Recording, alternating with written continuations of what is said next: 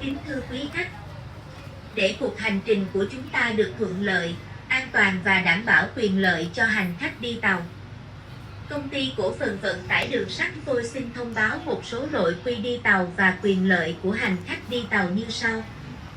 Nội quy đi tàu. Một, quý khách đi tàu phải có vé hợp lệ, xuất trình vé và giấy tờ tùy thân cho nhân viên đường sắt kiểm tra khi có yêu cầu. Trường hợp không có vé không hợp lệ phải mua vé bổ sung. 2. Quý khách sắp xếp hành lý đúng các hướng dẫn và chỉ dẫn trên tàu. 4. Quý khách không đứng ngồi ở vị trí hai toa xe nối giáp nhau.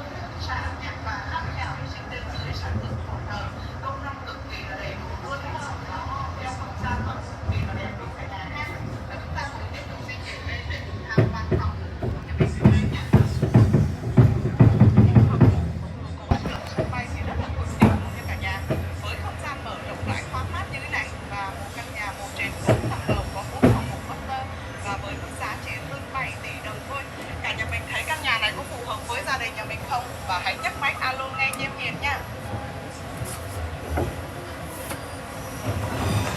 Và đây là một đồng 3.